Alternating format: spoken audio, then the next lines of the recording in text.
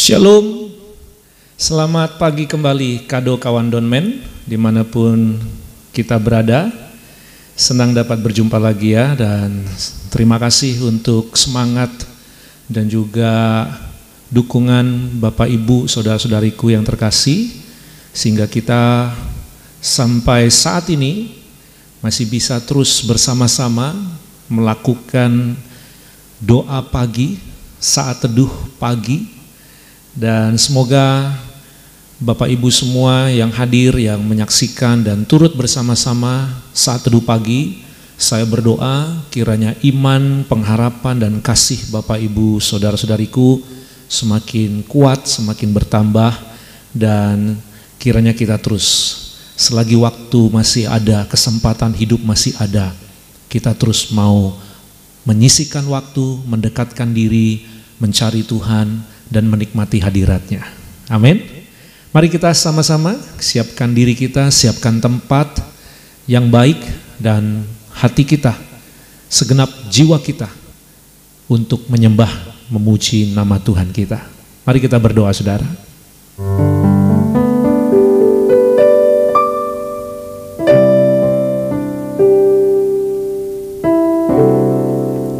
Selamat pagi Bapa. Selamat pagi Tuhan Yesus, selamat pagi Allah Roh Kudus.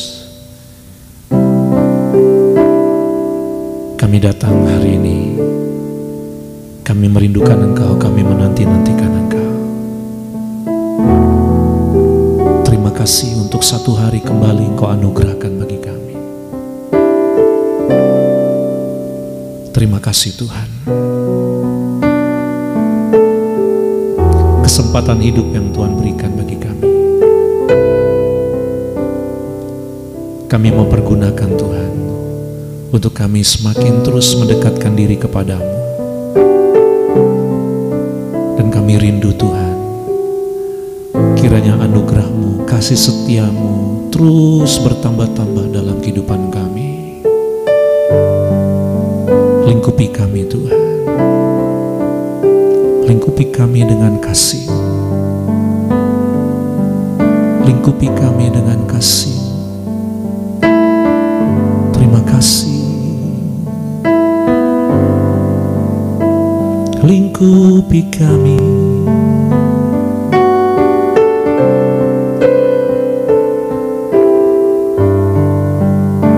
Penuhi kami.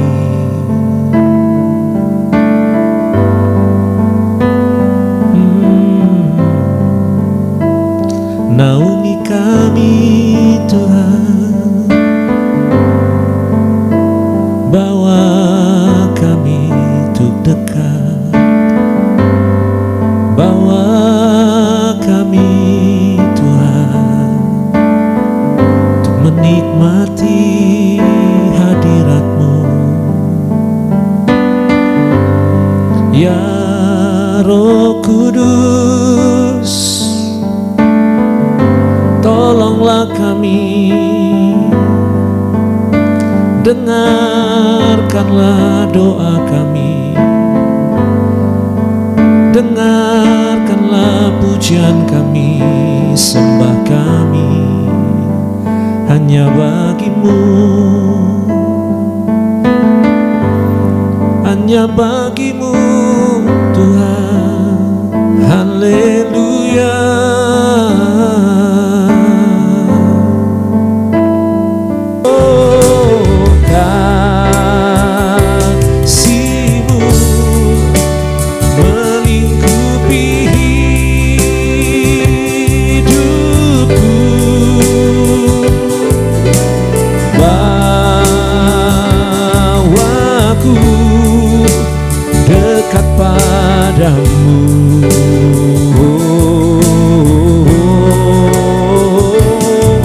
Ku kan terbang bagaikan raja wali,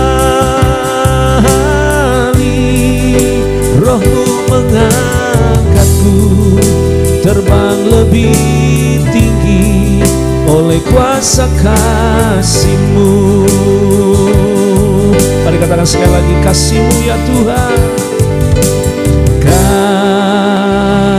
kasih-Mu melingkupi hidupku. Bawaku dekat padamu.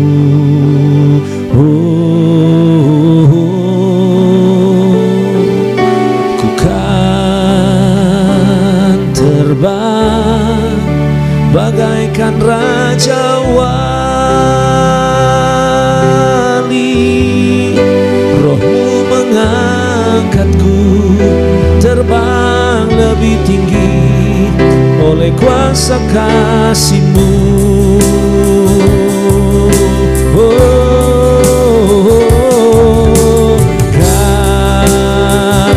Kasih-Mu melingkupi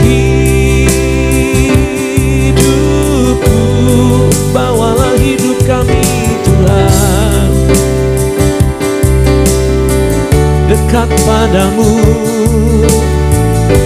Haleluya. Ku kan terbang bagaikan raja wali. Roh-Mu mengangkatku terbang lebih tinggi oleh kuasa kasih-Mu. Roh-Mu mengangkatku terbang lebih tinggi oleh kuasa kasih-Mu. Oh, Roh-Mu mengangkatku terbang lebih tinggi oleh kuasa kasih-Mu. Oh, oleh kuasa kasih-Mu, oleh kuasa Roh-Mu, oleh kuasa firman-Mu, oleh kuasa anugerah-Mu, oleh kuasa Roh-Mu Tuhan.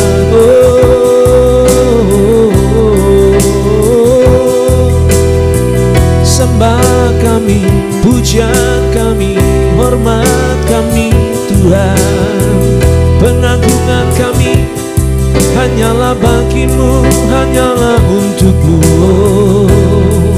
Haleluya, haleluya.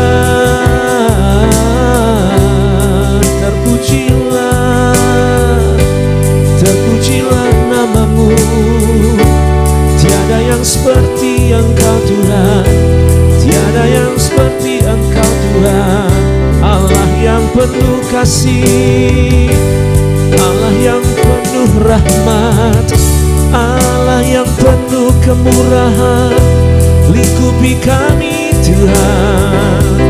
Haleluya, haleluya. Sembah kami bagi-Mu Tuhan, sembah kami bagi-Mu. Haleluya.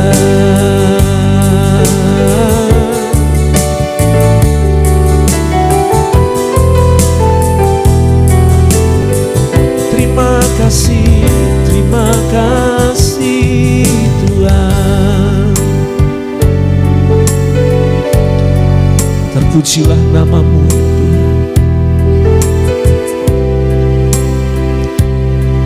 Kami percaya Tuhan seperti janji firman-Mu, orang yang menanti-nantikan Tuhan, dia akan mendapatkan kekuatan yang baru.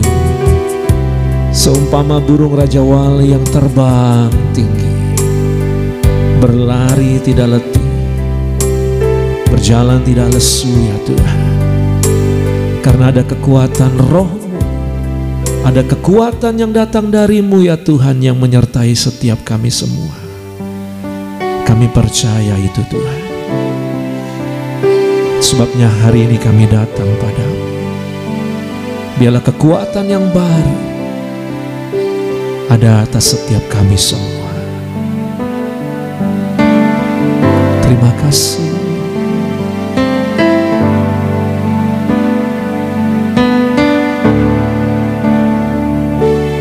Namun bukan hanya kuasa-Mu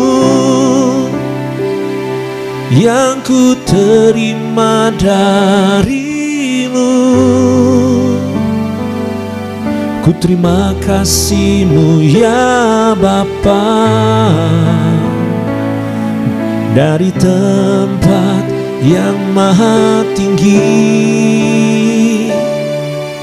Dengan kasih-Mu ku kan sanggup melakukan yang tak mungkin. Kasih-Mu lah yang terlebih besar, menyempurnakan kehendak-Mu Bapa.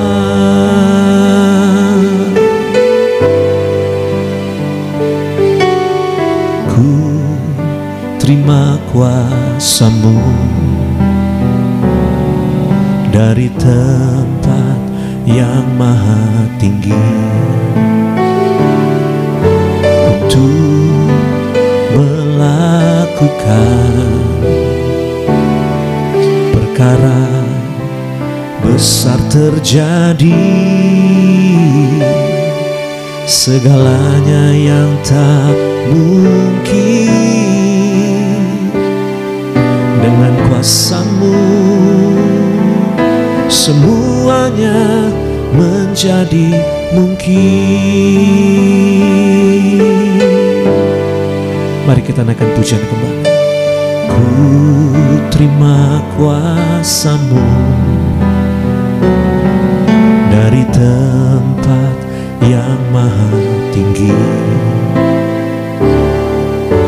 untuk melakukan perkara besar terjadi, perkara besar terjadi, segalanya yang tak mungkin. Dengan kuasa-Mu, dengan kuasa-Mu semuanya menjadi mungkin.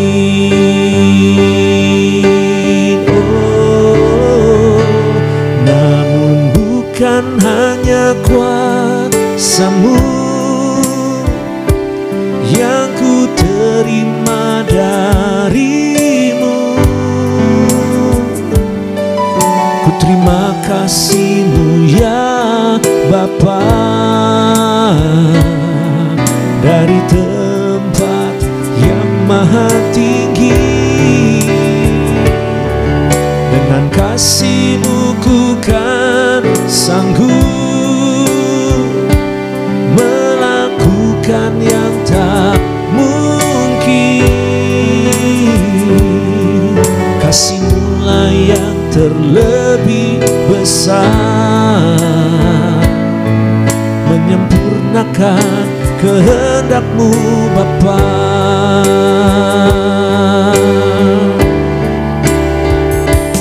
Namun bukan hanya kuasa-Mu yang kami terima, yang ku terima dari-Mu, ku terima kasih-Mu, ku terima kasih-Mu ya Bapa, dari tempat yang maha tinggi.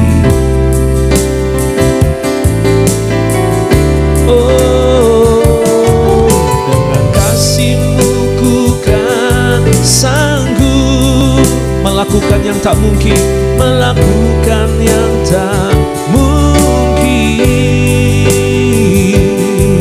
Kasih-Mu lah yang terlebih besar,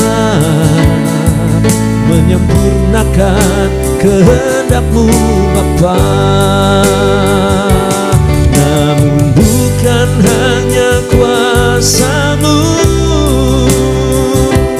yang ku terima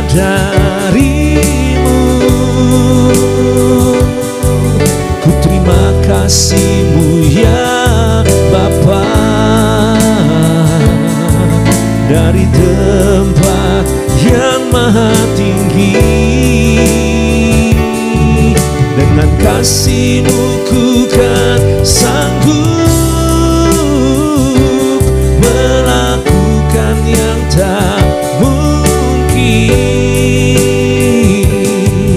Kasih-Mu lah yang terlebih besar, menyempurnakan kehendak-Mu Bapa. Kasih-Mu lah yang terlebih besar,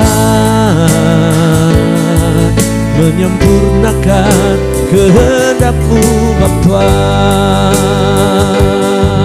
Kasih-Mu lah yang terlebih besar, menyempurnakan kehendak-Mu Bapa.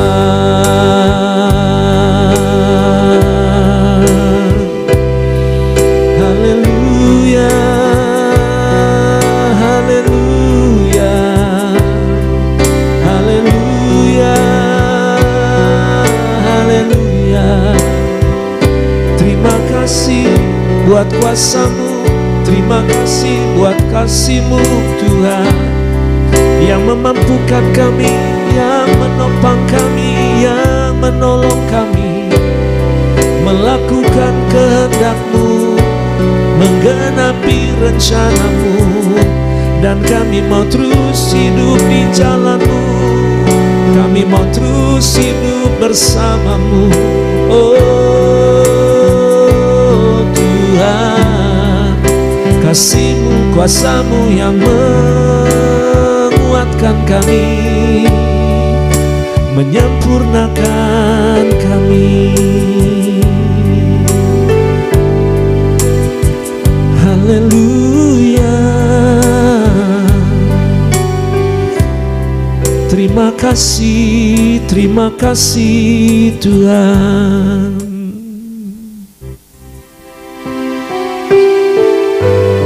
Haleluya.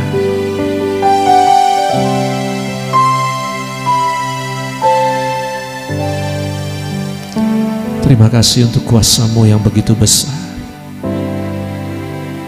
kasih-Mu yang begitu besar. Terima kasih Tuhan. Dan kami mau belajar, kami menerima, kami mengerti, kami mengalami lewat firman Tuhan. Mari sampaikan isi hati-Mu, Roh Kudus, lewat kuasa firman ini. Kiranya menyentuh menjamah kami, meneguhkan iman kami, mengubahkan kami, dan menuntun kami ke jalan yang benar, untuk kami terus hidup di dalam kemenangan demi kemenangan.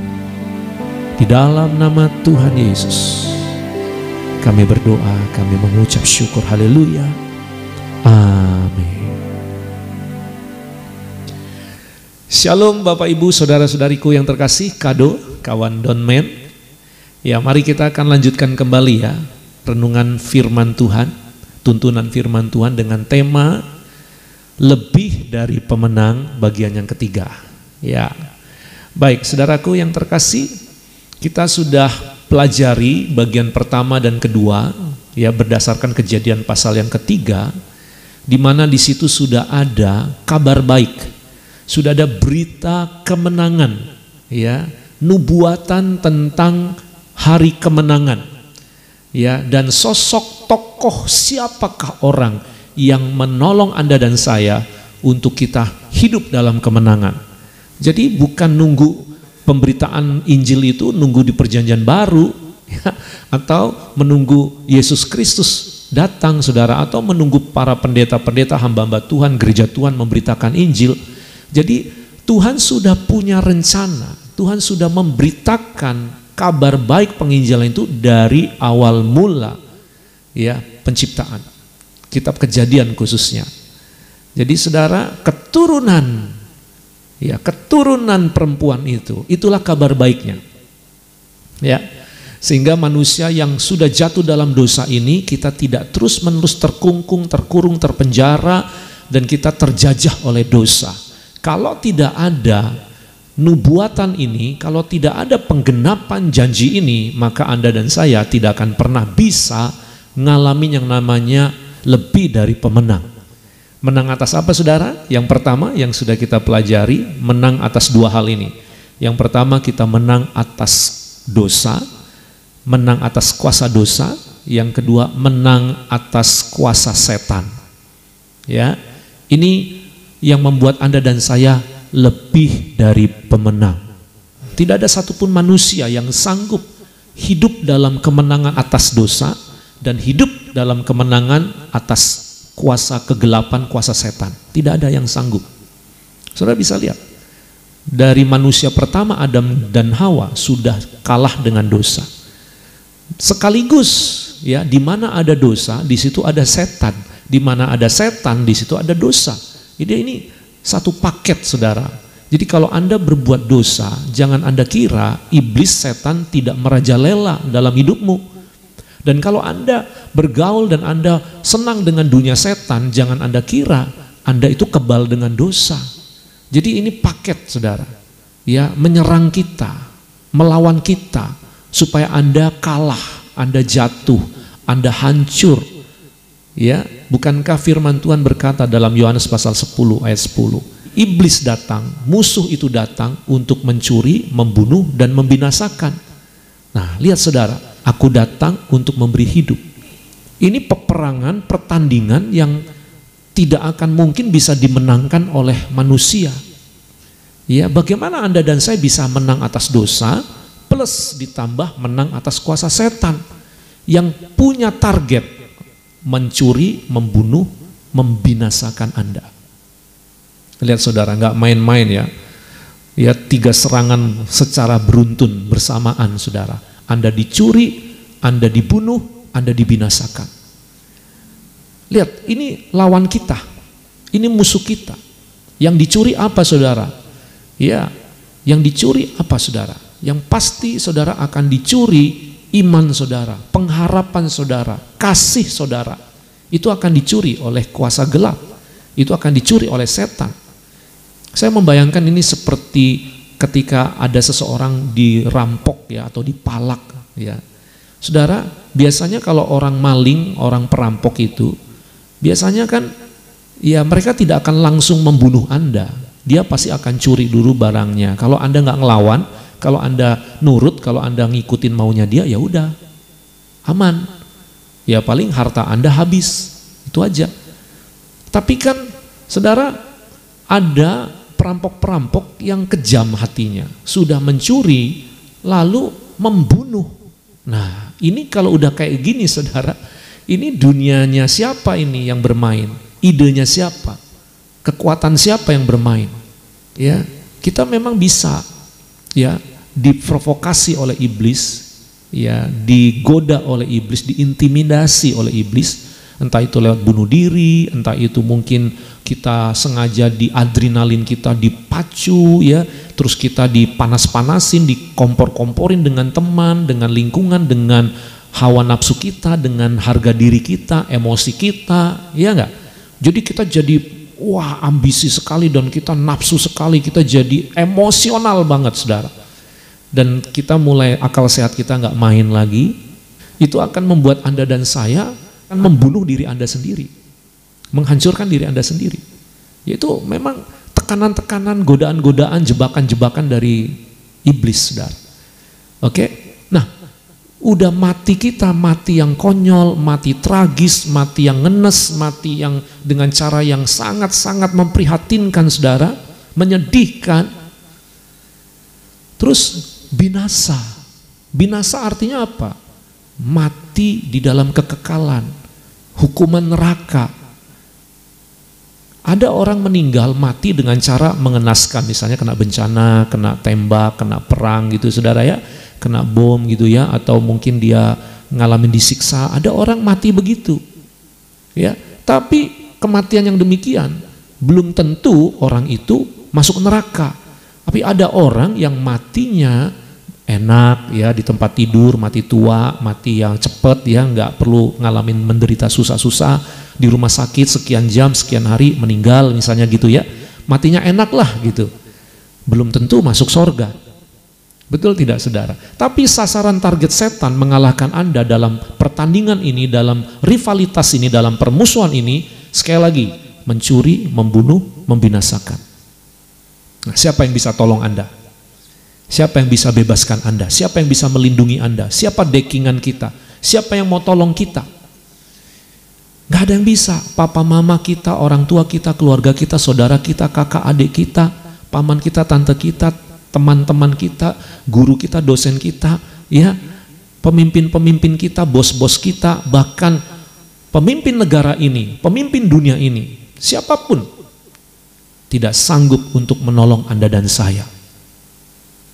Ya, nabi, rasul, tokoh agama juga mereka tidak mampu, saudara, menolong kita.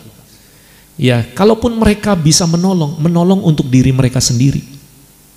Ya, kalaupun sanggup menolong berapa orang, ini manusia banyak, dunia ini banyak, miliaran manusia, siapa yang peduli, siapa yang mampu, siapa yang tolong? Ya kan? Nah, ini penting sekali saudaraku yang terkasih. Oke? Nah, ada orang yang beranggapan begini, ya sudah kalau gitu Tuhan mengampuni aja. Tuhan kan maha kuasa, dia bisa ampuni semua dosa manusia. Selesai dong. Jadi nggak perlu lagi ada melalui kehadiran anak manusia, keturunan dari perempuan itu yang harus datang ke dunia ini, yang kita tahu sama-sama sosok itu, nubuatan itu digenapi hanya oleh Yesus Kristus. Di luar Yesus Kristus tidak cocok, tidak bisa memenuhi syarat, tidak akan sanggup menggenapi nubuatan ini. Ini hanya bisa digenapi oleh Yesus Kristus, saudara. Ya, dan mengapa tidak harus lewat cara Tuhan mengampuni dengan cara massal gitu ya, kayak sunatan massal atau nikah massal gitu ya. Ya, dosa masalah diampuni rame-rame gitu. Ya memang Tuhan bisa, apa sih yang nggak bisa dilakukan Tuhan? Betul, Tuhan maha kuasa, tapi cara kerja Tuhan nggak sembarangan begitu kali. Tuhan maha kuasa, tapi Tuhan maha benar, maha adil, maha tahu, ya, maha benar, maha suci, maha kudus. Jadi nggak sembarangan dipertimbangkan dengan segala sifat-sifat Tuhan untuk ngambil keputusan. Ya, dan ini misalnya nih, keluarga Anda, keluarga besar Anda punya hutang. Ini nggak usah ngomongin dosa ya. Kita tahu sama-sama kan upah dosa adalah maut. Ya, kalau saudara punya hutang ya mungkin ya Anda ada yang disita lah barangnya, atau Anda disuruh bayar lah, atau Anda mungkin dipenjara. Tapi kan nggak mengalami maut, nggak mengalami kebinasaan. Betul tidak saudara? Ya, contoh saja, saudara Anda, keluarga besarnya punya hutang. Anda mau tanggung nggak? Anda mau bayarin nggak? Mau atau tidak? Ya. Oke, yang anak pelajar, anak sekolah ya, anak SMA, anak kuliahan gitu. Teman-teman Anda nilainya semua jelek gitu. Anda mau nggak? Ya, nilai Anda diambil ya untuk teman-teman Anda semua gitu. Hah? Anda yang berprestasi, terus prestasi Anda, nilai Anda gitu ya, cum laude misalnya, nilai Anda bagus, nilai Anda A+, semua. Terus Anda kasih semua tuh untuk teman-teman Anda, mau nggak? Hah? Tidak mau kan? Betul tidak? Iya. Jadi nggak ada orang yang segampang itu, saudara. Karena ini menyangkut apa? Ini pengorbanan yang besar. Ini menyangkut apa, saudara? Pertaruhan yang besar. Anda nggak mungkin berani pasang badan. Kalaupun Anda berani, paling yang bisa Anda tolong berapa orang? 1-2 orang, mungkin nggak bisa rame-rame, saudara. Siapa yang sanggup? Betul tidak, saudara? Iya, kita pasti pilih-pilih lah. Nah, sekarang bayangkan umat manusia di dunia ini sudah berdosa, sudah dikuasai oleh setan. Setan sudah merajalela. Terus Anda minta, ya udah Tuhan lakukan aja. Iya bisa, Tuhan lakukan dengan kuasanya, tapi cara Tuhan kerjanya itu loh. Ya, bukankah Yesus Kristus itu adalah solusi dari Tuhan yang maha kuasa? Yesus Kristus solusi dari sorga. Dan siapa yang percaya Yesus diselamatkan, siapa yang percaya Yesus dosanya ditebus, dihapuskan, disucikan. Semua orang. Betul tidak? Nah, ini kan solusi. Sama kan tuntutannya, Tuhan bisa lakukan. Iya, tapi dengan cara Tuhan, bukan cara kita. Oke? Setan juga bisa dikalahkan di dalam nama Tuhan Yesus. Kuasa Yesus lebih besar dari kuasa apapun. Nama di atas segala nama. Kalau Bapak Ibu Saudara baca firman Tuhan Alkitab, beberapa kali ya, setan-setan itu datang pada Yesus. Mereka semuanya takluk tunduk, gak butuh waktu lama.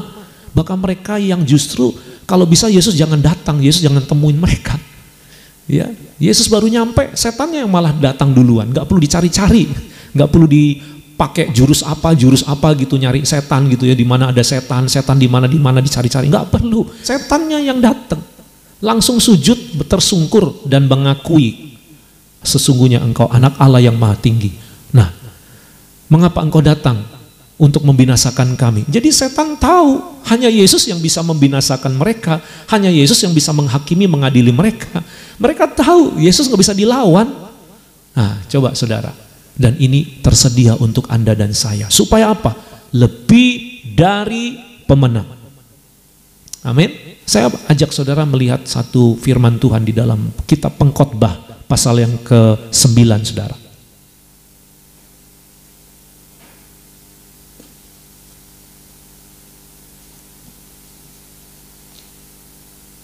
Pengkhotbah pasal yang ke-9 ayat yang ke-11 saudara. Yuk kita baca ya. Ini menarik nih kalimat ini. Firman Tuhan ini luar biasa. Lagi aku melihat di bawah matahari bahwa kemenangan perlombaan, ya, kemenangan perlombaan, lihat ya, bukan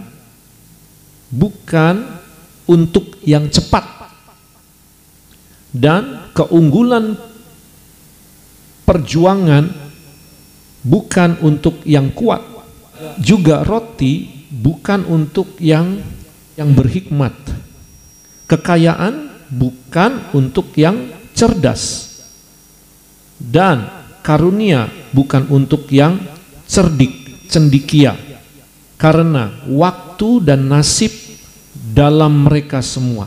Waktu dan nasib dalam mereka semua. Ayat selanjutnya, karena manusia tidak mengetahui waktunya, seperti ikan yang tertangkap dalam jala yang mencelakakan, dan seperti burung yang tertangkap dalam jerat, begitulah anak-anak manusia terjerat pada waktu yang malang, kalau hal itu menimpa mereka secara tiba-tiba. Nah, itu kalimatnya. Yang menulis ini adalah Raja Salomo, penulis kitab Pengkhotbah, dan kita tahu Raja Salomo itu sudah menjadi orang top, sudah hebat, sudah kuat.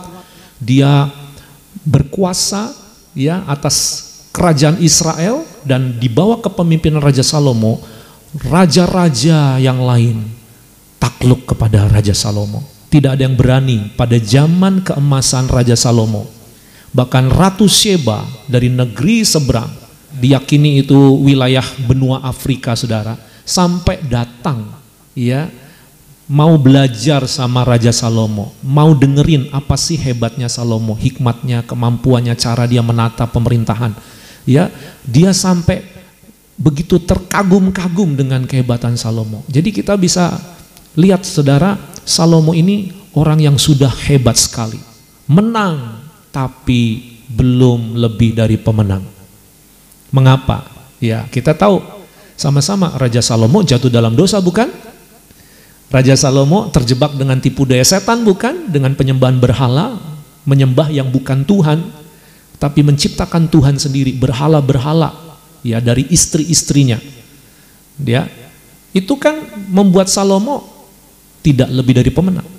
Lalu Salomo ya dalam pengalaman hidupnya, dalam kisah hidupnya, dia temukan ada hal lain yang membuat kemenangan itu berbeda dengan kemenangan-kemenangan pada umumnya. Di mana pada umumnya kita kalau menang ya, tadi dicatat ya saudara di sini ya, orang itu kalau menang itu pasti dengan kekuatan ini saudara. Apa yang pertama?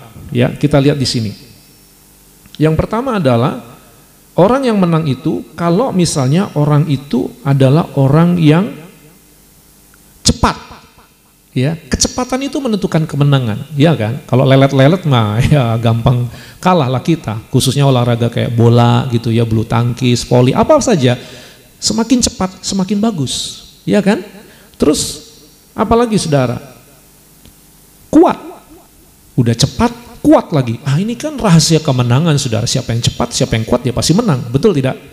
Lalu apalagi saudara? Berhikmat tuh. Pakai hikmat, pakai strategi, pakai akal budi, saudara. Loh, benar kan? Orang bisa saja kuat, tapi kalau nggak berhikmat sama aja. Orang boleh aja cepat, ya. Tapi kalau nggak pakai hikmat sama aja. Dia bisa kalah, saudara, sama orang yang berhikmat. Lalu kemenangan dari mana lagi? Cerdas, tuh, cerdas, pinter, saudara. Orang pinter bagaimanapun juga susah dikalahin, karena dia pinter. Ya kan? Betul nggak? Karena dia punya ide-ide, punya strategi-strategi, punya cara yang jitu gitu. Sehingga kita nggak bisa kalahkan orang pintar. Nah, lihat ya, udah cepat, kuat, berhikmat, cerdas. Ah, ini siapa yang bisa lawan? Ayo, siapa yang bisa lawan kalau semuanya ada? Ya. Terus ada lagi apa, saudara? Di sini dicatat adalah cerdik cendikia. Tuh, cerdik cendikia. Ya kan? Ini kan hebat ini orang yang cerdik ini. Susah loh ngelawan orang cerdas, orang pintar belum tentu cerdik cendikia loh. Ya kan? Ini kan lebih tinggi ini kualitasnya, cerdik cendikia ini. Inilah saudara kekuatan-kekuatan yang dimiliki oleh dunia ini, diajarkan oleh dunia ini, dan kita tahu ini nggak ada salahnya, memang benar kalau mau jadi menang. Kalau menang doang, iya, Anda harus cepat, cerdas, kuat, cerdik cendikia, berhikmat. Betul tidak, saudara? Ya kan? Tapi herannya, Salomo menemukan ada rahasia. Ada satu yang membedakan kemenangan yang mengalahkan ini semuanya.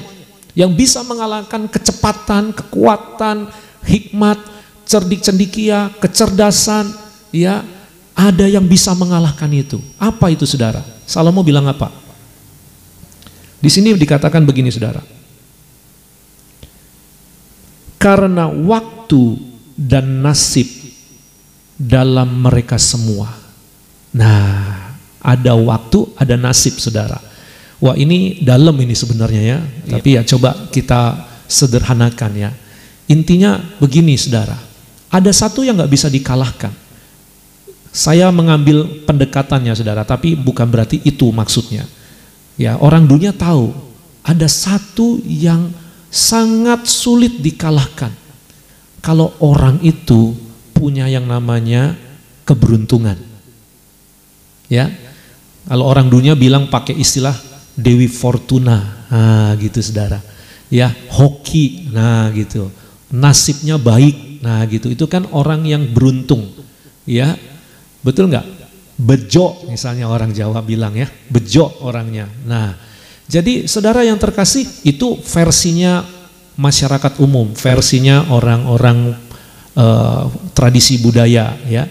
Tapi Alkitab punya istilah lain ya, mirip seperti itu, seperti keberuntungan, hoki ya, Dewi Fortuna, tapi ini beda. Karena hoki, keberuntungan, Dewi Fortuna belum tentu sumbernya dari Tuhan. Belum tentu, saudara, sumbernya dari Tuhan.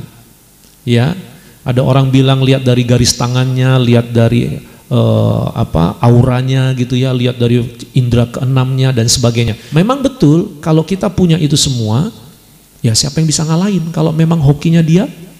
Ada tim yang kuat misalnya ya, udah tekan terus sepak bola contohnya gitu ya, udah gol gitu ya, udah kalah gol, dia bisa balikin keadaan loh.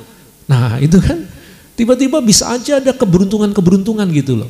Ada yang kayak gitu. Atau diserang nggak gol-gol gitu loh. Udah kalah semualah. Ya, strateginya kalah, penguasaan bolanya kalah, semuanya kalah gitu, saudara ya. Semua kalah, teknik kalah, strategi kalah, kekuatan kalah. Tiba-tiba serangan balik gol. Nah, itu tuh yang kayak gitu tuh. Siapa yang bisa ngelawan kalau kayak gitu? Ya. Nah, coba lanjutkan kalimat firman Tuhan berikutnya, saudara, supaya kita makin lebih menemukan apa sih maksudnya. Ya, di mana ayat ini mengatakan karena manusia tidak mengetahui waktunya. Diumpamakan seperti ikan, ya, ikan kan jago berenang, ikan jago lah ya berenang, tapi kok bisa tertangkap? Seperti burung jago terbang, ya dia biasa terbang, tapi bisa tertangkap. Dan ada satu kalimat saudara, paling terakhir bilang begini, kalau hal itu menimpa mereka secara tiba-tiba. Nah, tiba-tiba ada waktu yang tiba-tiba terjadi. Kita udah prediksi seperti ini, ternyata tiba-tiba terjadi. Nah itu tuh. Nah pertanyaannya, siapa yang bisa berkuasa atas waktu yang tiba-tiba itu? Siapa yang berdaulat, siapa yang menentukan, siapa yang menciptakan waktu tiba-tiba itu? Tidak lain tidak bukan, itu datang dari Tuhan. Ya, itu namanya kasih karunia, itu namanya anugerah, grace, kasih karunia saudara. Itu baru dari Tuhan. Jadi Anda dan saya bisa jadi lebih dari pemenang kalau Anda hidup dalam kasih karunia Tuhan. Anda mengalami anugerah Tuhan. Ya, ini nggak bisa dibeli pakai uang, ini nggak bisa disiasati, ini nggak bisa diatur-atur saudara. Namanya anugerah Tuhan, kemurahan Tuhan, kasih karunia Tuhan itu bisa berlangsungnya tidak ada yang bisa tahu, itu bisa tiba-tiba terjadi. Ya, tiba-tiba orang bisa mendapatkan pencerahan, mendapatkan sebuah ide, mendapatkan sebuah ilham, itu tiba-tiba. Betul tidak saudara? Itu nggak bisa muncul kita setting-setting gitu, kita atur-atur, nggak bisa. Itu bisa muncul tiba-tiba. Para seniman-seniman pasti tahu ya maksud ini. Orang-orang seniman itu saudara, untuk mendapatkan sebuah ide itu butuh waktu. Dan itu nggak bisa diatur-atur. Makin ditekan, makin ditargetin, malah hilang tuh. Ya kan? Itu bisa tiba-tiba. Nah, seperti itulah datangnya kasih karunia anugerah Tuhan. Ya, saudara, mari katakan sama-sama, time is grace. Time is grace. Waktu adalah anugerah. Nah, sekarang yang jadi pertanyaan begini, kalau anugerah itu sudah datang, kasih karunia itu sudah datang, Anda ngeresponnya apa? Terima atau tolak? Mau atau tidak? Setiap Anda dan saya, seperti kitab Pengkhotbah mengatakan, dialami oleh semua orang. Perhatikan saudara kalimat ini. Karena waktu dan nasib dialami mereka semua. Jadi Bapak Ibu yang terkasih, Anda dan saya punya peluang, punya kesempatan untuk mendapatkan grace, kasih karunia, kemurahan. Kalau hoki, ya keberuntungan Dewi Fortuna, ya nggak semua orang bisa dapat. Orang-orang tertentu saja. Tapi waktu dan nasib yang dimaksud kitab Pengkhotbah ini kok bisa diterima, dialami semua orang. Berarti siapa yang ngasih? Siapa yang mampu melakukan itu? Tuhan kita sendiri. Allah kita yang kita kenal di dalam Kristus Yesus Tuhan. Allah yang disembah oleh Raja Salomo. Allah yang disembah oleh Allah Israel. Allah yang diagungkan. Itulah yang memberikannya. Amin saudara. Amin. Nah, kalau kasih karunia itu datang, apa yang saudara lakukan? Ya. Saya mau tutup dengan satu kalimat saudara, satu firman Tuhan di dalam Injil Lukas saudara. Injil Lukas. Kita lihat Lukas pasal 4 ayat yang ke-19. Ada satu kalimat yang Yesus ucapkan saat dia berada di bait Allah, lalu dia mengambil gulungan kitab dan membuka sebuah kitab Yesaya. Nah, dia mengutip kalimat ini, ya. Kalimatnya apa saudara? Dia berkata gini, untuk memberitakan pembebasan kepada orang-orang tawanan dan penglihatan bagi orang-orang yang buta, untuk membebaskan orang-orang yang tertindas. Nah, ini kalimat terakhir penting sekali. Untuk memberitakan tahun rahmat Tuhan telah datang. Untuk memberitakan tahun rahmat Tuhan telah datang. Ya, ini dia tahun rahmat Tuhan. Waktu dan nasib yang akan diberikan untuk semua orang. Kasih karunia, kemurahan, anugerah Tuhan untuk semua orang. Kita lanjutkan ayat berikutnya. Ya. Setelah Yesus mengucapkan kalimat ini, ada satu pernyataan Yesus, saudara. Apa yang diucapkan Yesus? Kemudian ia menutup kitab itu, memberikannya kembali kepada pejabat, lalu duduk, dan mata semua orang dalam rumah ibadat itu tertuju kepadanya. Nah, ini kalimat ini penting, ayat 22. Lalu ia mulai mengajar mereka, katanya, pada hari ini genaplah nas ini sewaktu kamu mendengarnya. Nah, itu saudara, luar biasa ya. Ya, tahun rahmat Tuhan. Artinya sang rahmat, sang rahmat, sang pemberi rahmat, itulah yang akan menolong Anda dan saya jadi lebih dari pemenang. Bukan berarti kecepatan, kekuatan, cerdik, hikmat, cendekiawi itu tidak penting. Oh, itu penting. Itu perlu kita perjuangkan. Kan kita juga mau menang, saudara. Tapi kalau mau lebih dari pemenang, Anda harus hidup di dalam rahmat Tuhan. Anda harus ada di dalam tahun rahmat Tuhan. Semua orang akan mengalami dan bisa menerima, merasakan tahun rahmat Tuhan ini. Maukah Anda mendapatkannya? Maukah Anda mengalaminya? Saya mau, saudara. Dan saya percaya kalau itu terjadi di atas hidupmu, Anda akan jadi lebih dari pemenang. Tuhan memberkati kita semua, saudara. Mari kita tundukkan kepala, kita berdoa.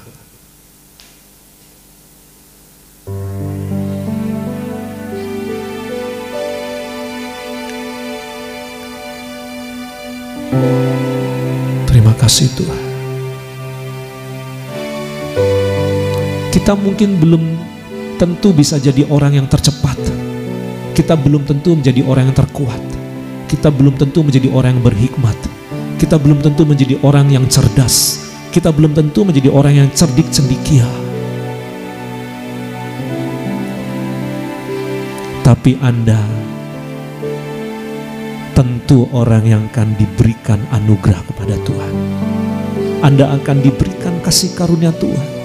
Anda akan diberikan waktu yang datangnya tak terduga, yang datangnya bisa tiba-tiba, tapi pasti terjadi atas hidupmu dan hidupku. Nantikanlah itu dan carilah, hargailah, hormatilah sang pemberi rahmat, sang pemilik waktu itu, sang empunya anugerah itu. Dialah sumber. Terima kasih Tuhan. Terima kasih Tuhan, Engkau menghendaki kami, Engkau merindukan kami, agar kami hidup dalam kasih karunia Tuhan. Agar kami menyadari semua yang kami bisa, semua yang kami punya, semua yang kami miliki, itu karena anugerah Tuhan, kasih karunia Tuhan. Terima kasih Tuhan, terima kasih Bapa. Ini doa kami. Tolong kami semua Tuhan, supaya kami selalu ingat, selalu sadari, dan mengakui hidup ini karena anugerah Tuhan, kasih karunia Tuhan. Hanya orang-orang yang menyadari dan mengakui, mengalami kasih karunia Tuhanlah yang akan mengalami lebih dari pemenang. Terima kasih Bapa. Kami serahkan semua ke dalam tangan kasih-Mu Tuhan, tubuh jiwa roh kami. Agenda acara rencana kami yang kami jalani pagi, siang, sore, hingga malam ini, kiranya Tuhan menyertai. Kiranya waktu dan nasib, kasih kesempatan, anugerah-Mu turun atas kehidupan kami. Terpujilah Engkau Tuhan kekal selama-lamanya.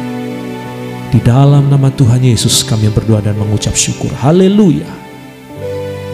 Mari angkatlah kedua tangan kita, arahkan hati iman percaya kita untuk terima berkat yang datang daripadanya. Tuhan memberkati engkau dan melindungi engkau. Tuhan menyinari engkau dengan wajahnya dan memberi engkau kasih karunia. Tuhan menghadapkan wajahnya kepadamu dan memberi engkau damai sejahtera. Terimalah berkat ini dalam nama Bapa, dalam nama Tuhan Yesus, dalam nama Allah Roh Kudus sekarang dan selamanya. Yang percaya sama-sama katakan amin. Puji Tuhan saudara. Saat teduh kita sudah selesai, tetapi saya percaya kasih karunia Tuhan, rahmat Tuhan terus ada dalam kehidupan kita hari lepas hari. Sehat-sehat selalu Bapak Ibu yang terkasih, tubuh jiwa roh kita kiranya Tuhan terus pelihara. Sampai jumpa lagi di saat teduh kita berikutnya. Doa saya menyertai kita semua, Tuhan Yesus memberkati. Bye.